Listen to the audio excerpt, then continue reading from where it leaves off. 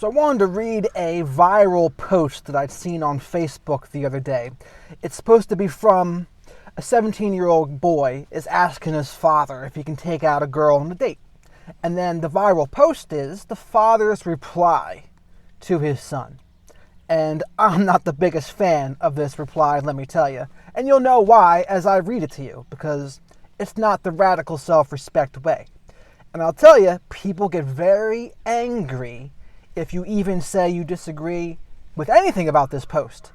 Other dudes even too. They're just steeped in the gynocentric social order and they don't even know it.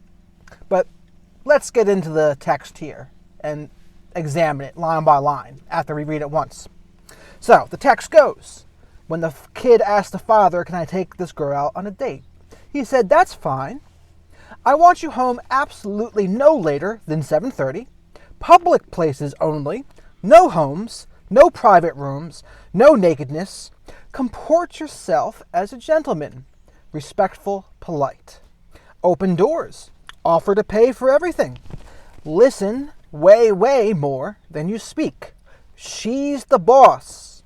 You're simply honored she chose to spend time with your goofy ass. Your job is to be chivalrous, courteous, and kind while simultaneously being protective and strong. You're a man, but moreover, you're my son. Conduct yourself accordingly.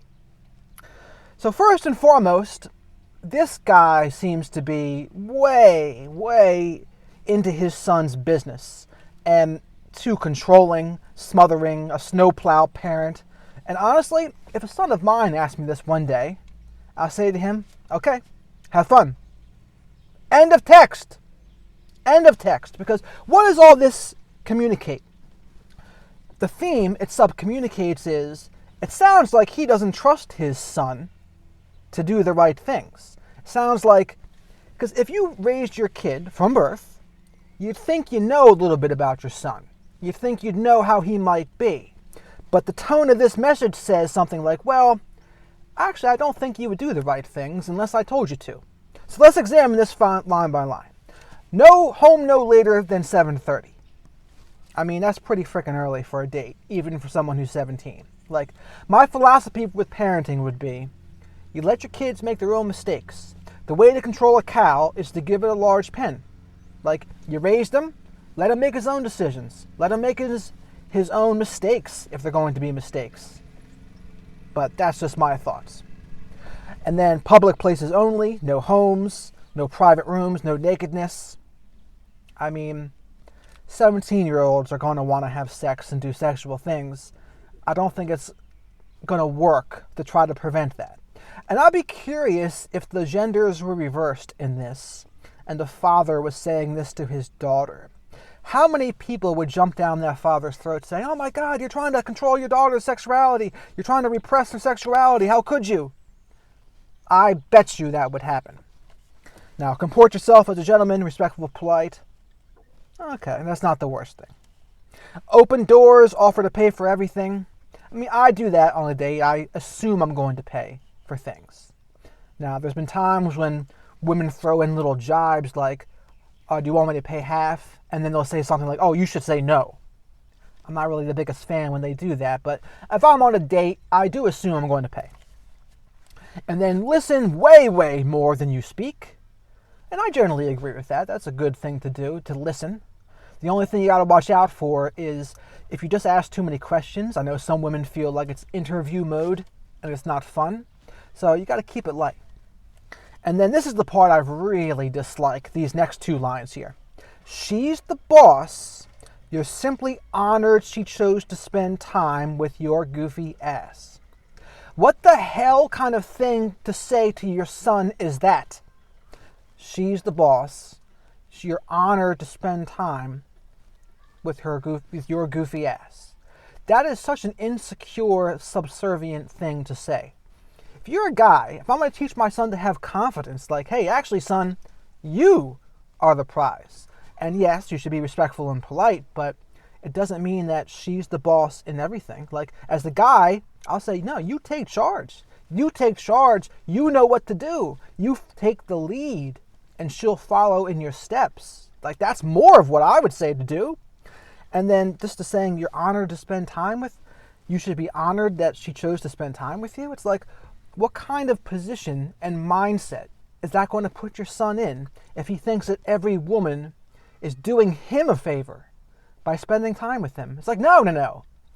You're doing her a favor more so than the other way around. Like, that's the mindset to have with this stuff, because he's putting him in the codependent mindset, like the nothingness mindset, like everything this girl will do for him is a favor and to be worshipped. No. I hated that. But moving onward. Your job is to be chivalrous, courteous, and kind while simultaneously being protective and strong. The problem is, I don't disagree with that, but it's when you say in the previous line, she's the boss, and you're simply honored she chose to spend time with you, that kind of conflicts with being protective and strong, wouldn't you say? That's not the frame. The frame of she's the boss and you're honored to spend time with her conflicts with, actually, you got to be respectful, courteous, and kind while simultaneously being protective and strong. There's a disconnect there.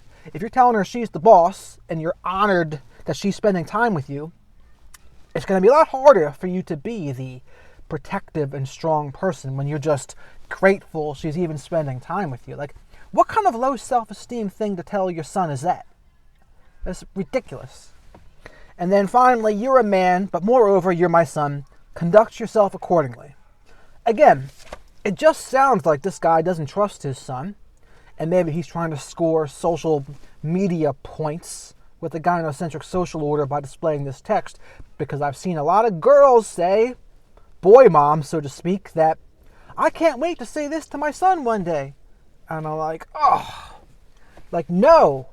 It should really simply be, okay, have fun. The end. Okay, have fun. Instead, all this micromanaging, controlling behavior, like, this kid is going to turn out horrifically if that's the mindset he is put in by his father. The first comment I seen on one of the people that shared this was, and it got a lot of likes, it was a woman! And the woman said, that is not good advice. These girls out here will eat him alive and turn him cold. And I agree with that. That's exactly what's going to happen if a dude in this day and age lives by this mantra here that the father sent the son. I imagine they're not telling women this kind of stuff. They're telling women the opposite of this. Like, oh no, you do you. You always look to yourself first. You don't do anything that... You do everything that you want to. It doesn't matter what the other guy thinks. And it's just like the opposite of what's going on here. And this is the position that a guy's in this position, he's going to fail with women. Because there's too many contradictory claims in here. You're going to be strong. You're going to be protective. That's not necessarily conducive with you're honored that she chose to spend time with you. Like, no, those certainly conflict. So I was not a big fan of this text. Let me know what you think of this. Do you agree with my take or you disagree with my take?